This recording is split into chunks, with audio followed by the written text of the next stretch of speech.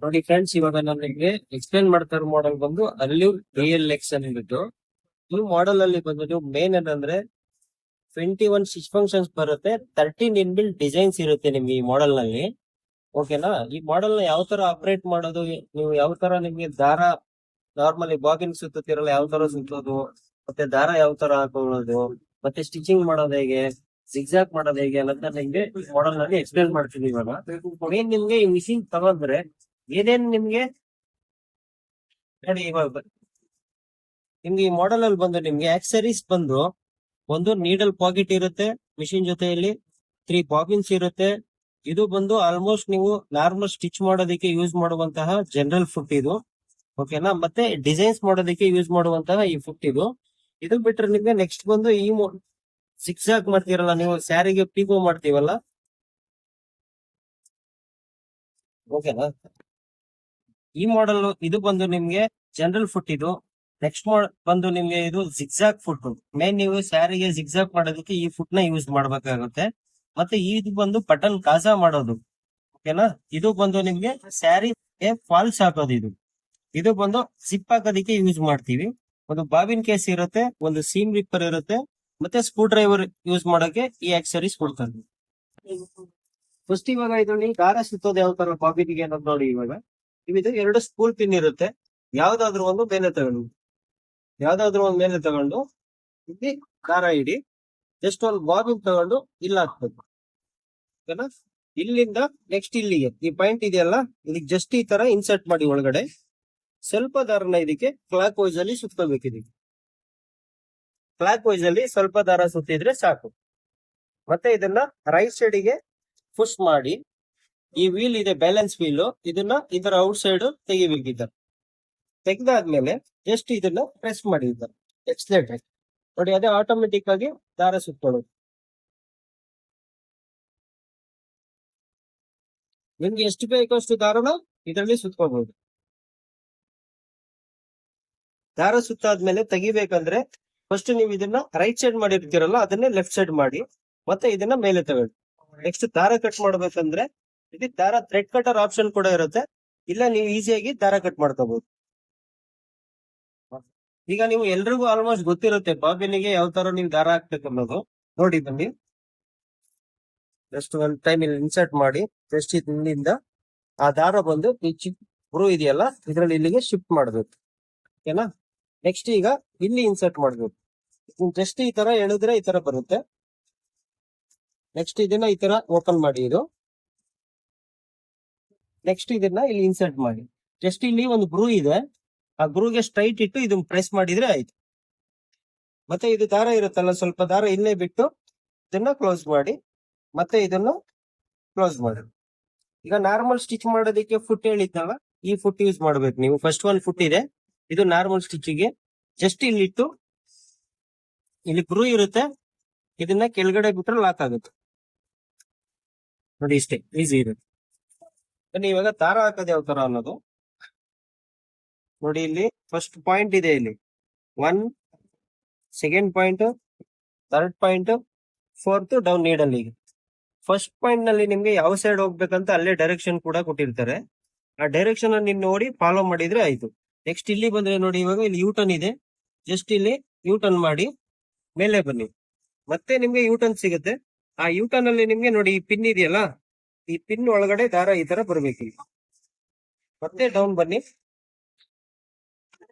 ಮತ್ತೆ ಇಲ್ಲಿ ಇನ್ಸರ್ಟ್ ಮಾಡಿ, ಮತ್ತೆ ಇಲ್ಲಿ ಚಿಕ್ಕದೊಂದು ಪಿನ್ ಇರುತ್ತೆ, ಆ ಪಿನ್ ಅಲ್ಲಿ ಹಾಕ್ಬೇಕು ಅಷ್ಟೊಂದು. ಆಮೇಲೆ ಸೂಜಿಗೆ ಹಾಕ್ಬೇಕಂದ್ರೆ ಇದ್ರಲ್ಲಿ ಆಟೋ ಥ್ರೆಡರ್ ಕೂಡ ಇರುತ್ತೆ. ನಾವು ಆಲ್ಮೋಸ್ಟ್ ಎಲ್ಲಾ ಮಿಷಿನ್ ಅಲ್ಲೂ ಮ್ಯಾನ್ಯುಯಲ್ ನಾವೇ ಕೊಡಿಸ್ಬೇಕಾಗುತ್ತೆ. ಇದ್ರಲ್ಲಿ ಆಟೋ ಥ್ರೆಡ್ ಇರೋದ್ರಿಂದ ನೀವು ಈಸಿಯಾಗಿ ಥ್ರೆಡ್ ನ ಸೂಜಿಗೆ ಹಾಕೋಬಹುದು. ಫಸ್ಟ್ ಈ ನೀಡಲ್ ಪೊಸಿಷನ್ ಚೆಕ್ ಮಾಡಿ, ಎಷ್ಟು ಟಾಪ್ ಅಲ್ಲಿ ಇರುತ್ತೆ ಅಷ್ಟು ಟಾಪಿಂಗ್ ಮಾಡ್ಕೊಳ್ಳಿ. ಫುಲ್ ಟಾಪ್ ನೋಡಿ, ಇಲ್ಲೊಂದು ಪಿನ್ ಇದೆ, ಇದನ್ನ ಫುಲ್ ಡೌನ್ ಮಾಡಿ ಫ್ರಂಟ್ ಮಾಡಬೇಕು. ಆ ಸೂಜಿ ಒಂದು ಆ ಪಿನ್ ಅಲ್ಲಿ ಫ್ರಂಟ್ ಬಂದಿರುತ್ತೆ. ಇದೇ ತರ ಸಪೋರ್ಟ್ ತಗೊಳ್ಳಿ, ಬಿಟ್ರೆ ಮೇಲೊಟ್ಟೋಗುತ್ತೆ, ಬಿಡಬಾರದು. ಫುಲ್ ಡೌನ್ ಫ್ರಂಟ್ ಫಸ್ಟ್ ಇಲ್ಲ ಹಾಕಿ, ಆಮೇಲೆ ಆ ಸಣ್ಣದೊಂದು ಪಿನ್ ಇರುತ್ತಲ್ಲ, ಪಿನ್ನಿಗೆ ದಾರ ಕೊಡಿ ಅಷ್ಟೇ. ಸ್ವಲ್ಪ ಲೂಸ್ ಬಿಟ್ಟು ಇದನ್ನ ಬ್ಯಾಕ್ ಸೈಡ್ ತೆಗಿ. ಸ್ವಲ್ಪ ದಾರ ಬಂದಿರುತ್ತೆ ಇಲ್ಲಿ, ಈ ತರ ಎಳೆದ್ರೆ ಆಗುತ್ತೆ ಇಷ್ಟೇ. ಮತ್ತೆ ನೆಕ್ಸ್ಟ್ ಇಲ್ಲಿ ಕೆಳಗಡೆ ದಾರ ಇದೆಯಲ್ಲ, ಅದನ್ನ ಮೇಲೆ ತಗೊಳ್ಬೇಕು. ಆ ದಾರ ಮೇಲೆ ಬರ್ಬೇಕಾದ್ರೆ ಜಸ್ಟ್ ಈ ವೀಲ್ ನ ಈ ತರ ಫ್ರಂಟ್ ಸೈಡ್ ಗೆ ಈ ತರ ಟರ್ನ್ ಮಾಡಿ ಒಂದ್ ರೌಂಡ್, ಸೂಜಿ ಡೌನ್ ಹೋಗಿ ಮೇಲೆ ಬರುತ್ತೆ ನೋಡಿ. ಜಸ್ಟ್ ಇದನ್ನ ಫುಲ್ ಮಾಡಿದ್ರೆ ಆಯ್ತು.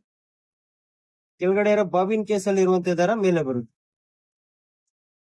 ನೆಕ್ಸ್ಟ್ ಇಲ್ಲಿಂದ ಈ ತರ ಬ್ಯಾಕ್ ಸೈಡ್ ಅಲ್ಲಿ 2 ಥ್ರೆಡ್ ಇಡಿ ಅಷ್ಟೇ.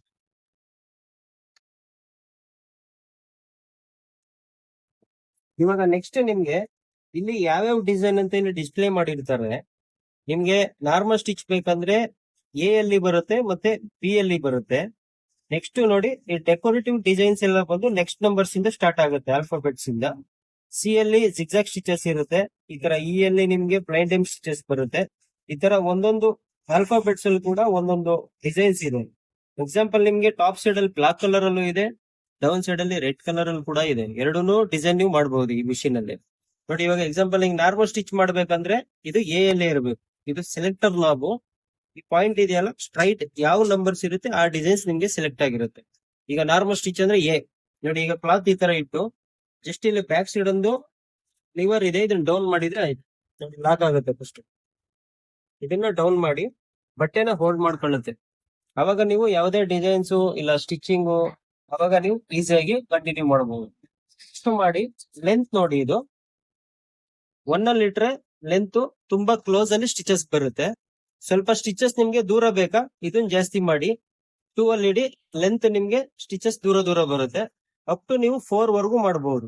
ಈ ಟಾಪ್ ಸೈಡ್ ಅಲ್ಲಿ ಇರೋ ಎಲ್ಲಾ ಡಿಸೈನಿಗೂ 1 to 4 ಲೆಂತ್ ಯೂಸ್ ಮಾಡಿ ನೋಡಿ. ಎಕ್ಸಾಂಪಲ್ ಈಗ ಸ್ಟಾರ್ಟ್ ಮಾಡಕ್ ಮೊದಲು ನೀವು ಒಂದೆರಡು ಮ್ಯಾನ್ಯುಯಲ್ ಆಗಿ ಸ್ಟಿಚ್ ಹಾಕಿ ಈ ತರ. ಆದ್ಮೇಲೆ ಯಾವಾಗ ರೆಗ್ಯುಲೇಟರ್ ನ ಪ್ರೆಸ್ ಮಾಡಕ್ಕೆ ಹೋಗ್ತೀರಾ ಅದ್ರ ಮೊದಲು ಇದನ್ನ ಔಟ್ ಸೈಡ್ ಮಾಡಿದ್ವಲ್ಲ ಬಾಬಿನ್ ವೈಂಡ್ ಮಾಡೋದಿಕ್ಕೆ, ಇವಾಗ ಒಳಗಡೆ ಇಡಿ, ಆಮೇಲೆ ಇದನ್ನ ಪ್ರೆಸ್ ಮಾಡಿ ಅಷ್ಟು.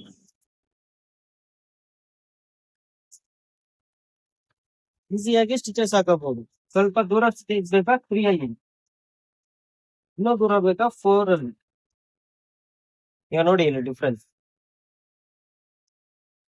ಈಗ ಇದು ಬಂದು ಈ ಡಿಸೈನ್ ಬಂದು 1 ಅಲ್ಲಿ ಹಾಕಿರೋದು, ಈ ಸ್ಟಿಚಸ್ ಬಂದು 1 ಅಲ್ಲಿ ಹಾಕಿರೋದು ತುಂಬಾ ಕ್ಲೋಸ್ ಇದೆ. ನೆಕ್ಸ್ಟ್ ಹಾಗೆ ನೋಡ್ತಾ ಬನ್ನಿ, ಸ್ಟಿಚಸ್ ದೂರ ದೂರ ಆಗಿದೆ. ಅಂದ್ರೆ ಇಲ್ಲಿ ನಾವು ಲೆಂತ್ ಅನ್ನ ಜಾಸ್ತಿ ಮಾಡಿದಂಗೆ ಸ್ಟಿಚಸ್ ಕೂಡ ಲೆಂತ್ ಜಾಸ್ತಿ ಆಗಿದೆ.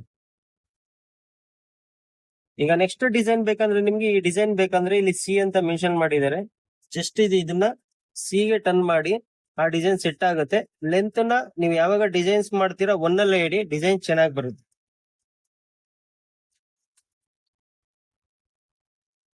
ಸ್ವಲ್ಪ ದೂರ ಬೇಕಂದ್ರೆ 2. ಹಾಗೆ ನೆಕ್ಸ್ಟ್ ಡಿಸೈನ್ ಚೇಂಜ್ ಮಾಡ್ತೀನಿ. ಇ ಅಲ್ಲಿ ಇಟ್ಟಿದ್ದೀನಿ, ಇವಾಗ ಇ ಅಲ್ಲಿ ಇರೋ ಡಿಸೈನ್ಸ್ ಬರುತ್ತೆ.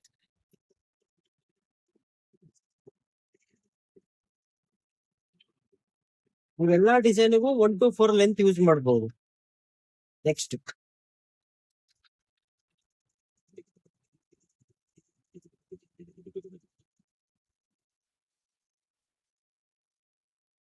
ಮತ್ತೆ ಇದರಲ್ಲಿ ಡೌನ್ ಸೈಡ್ ಅಲ್ಲಿ ಇರೋ ಡಿಸೈನ್ಸ್ ಬೇಕಂದ್ರೆ ಜಸ್ಟ್ ನೀವು ಈ ನಾಬ್ ನ SS ಗೆ ಟರ್ನ್ ಮಾಡಿ ಅಷ್ಟೇ. ಅವಾಗ ಡೌನ್ ಸೈಡ್ ಅಲ್ಲಿ ಇರೋದು ಸೆಟ್ ಆಗುತ್ತೆ.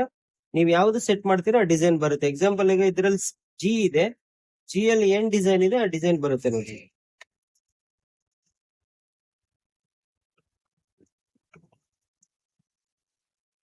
ಮತ್ತೆ ಇ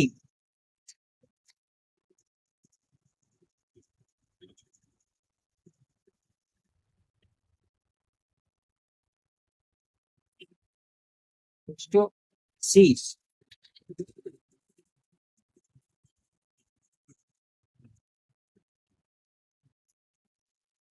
ಮತ್ತೆ ಎ,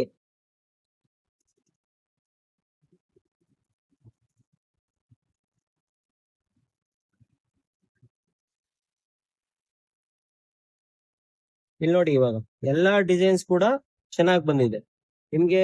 ನೋಡಿ at a time triple zigzag ಇದೆ, at a time triple stitches ಇದೆ. ಓಕೆನಾ, ತುಂಬಾ ಡೆಕೋರೇಟಿವ್ ಡಿಸೈನ್ಸ್ ಕೂಡ ನೀವು ಹಾಕೋಬಹುದು.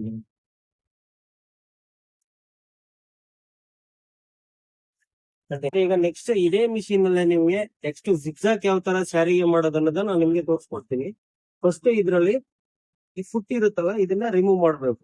ಈ ಫುಟ್ ನ ತೆಗಿಬೇಕಂದ್ರೆ ಇಲ್ಲಿ ಬ್ಯಾಕ್ ಸೈಡ್ ಒಂದು ಪಿನ್ ಇದೆ, ಇದನ್ನ ಜಸ್ಟ್ ಇದನ್ನ ಪ್ರೆಸ್ ಮಾಡಿದ್ರೆ ಆಚೆ ಬರುತ್ತೆ. ಓಕೆನಾ. ಮತ್ತೆ ಯಾವುದೇ ಒಂದು ಫುಟ್ ತಗೊಳ್ಳಿ, ಇದರಲ್ಲಿ ಒಂದು ರಾಡ್ ಇರುತ್ತೆ ಈ ತರ, ಇದರಲ್ಲಿ ಹಾರಿಜಾಂಟಲ್ ಆಗಿರುತ್ತೆ ನಿಮ್ಗೆ. ಓಕೆನಾ. ಅದನ್ನ ಇಲ್ಲಿ ಗ್ರೂ ಇದೆ, ಆ ಗ್ರೂಗೆ ಸ್ಟ್ರೈಟ್ ಇಟ್ಟು ಈ ಫುಟ್ ಕೆಳಗಡೆ ಮಾಡಿದ್ರೆ ಆಯ್ತು, ಲಾಕ್ ಆಗುತ್ತೆ ನೋಡಿ. ಇದು ಸ್ಟ್ರೈಟ್ ಇಟ್ಟು ಇದನ್ನ ಕೆಳಗಡೆ ಬಿಟ್ರೆ ಲಾಕ್ ಆಗ್ಬಿಡುತ್ತೆ. ಇದು ಜಿಗ್ಜಾಕ್ ಫುಟ್. ನೀವು ಯಾವಾಗ ಜಿಗ್ಜಾಕ್ ಮಾಡ್ಬೇಕಂತೀರಾ ಆ ಟೈಮಲ್ಲಿ ಇದನ್ನ ಸಿ ಅಲ್ಲಿ ಇಡಿ, ಇದನ್ನ 2 ಅಲ್ಲಿ ಇಡಿ ಅಷ್ಟೇ. ನೋಡಿ, ಈ ಕಾರ್ನರ್, ಪಟ್ಟೆ ಕಾರ್ನರ್ ಇರುತ್ತಲ್ಲ, ಇದನ್ನ ನೀವು ಟರ್ನ್ ಮಾಡ್ಬೇಕಲ್ಲ. ಇವಾಗ ಜಸ್ಟ್ ಈ ತರ ಇಟ್ಟು ಲಾಕ್ ಮಾಡಿ, ಒಂದಷ್ಟು 2 ಸ್ಟಿಚಸ್ ನೀವು ಮ್ಯಾನ್ಯುಯಲ್ ಮಾಡಿ. ಜಸ್ಟ್ ಅದೇ ತರ ಇಲ್ಲಿ ಮುಂದೆ ಈ ತರ ಗ್ರೂ ಇದೆ, ರೌಂಡ್ ಆಗಿದೆ ನೋಡಿ, ಈ ತರ ಟರ್ನ್ ಮಾಡಿ ಕೊಟ್ರೆ ಜಿಗ್ಜಾಕ್ ಬರುತ್ತೆ. ಇದನ್ನ ಜಿಗ್ಜಾಕ್ ಅಂತಾರೆ, ಇಲ್ಲ ಪೀಕೋ ಅಂತಾರೆ, ಎರಡೂ ಸೇಮ್.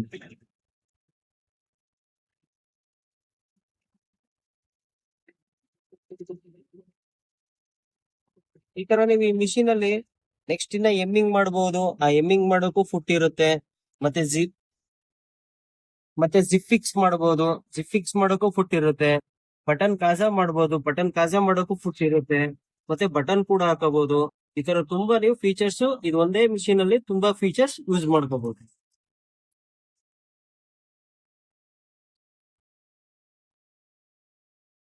ನೋಡಿ, ಇದು ಜಿಗ್ಜಾಕ್, ಇದು ಕಾರ್ನರ್ ತುಂಬಾ ಫಿನಿಶಿಂಗ್ ಆಗಿ ಇರುತ್ತೆ.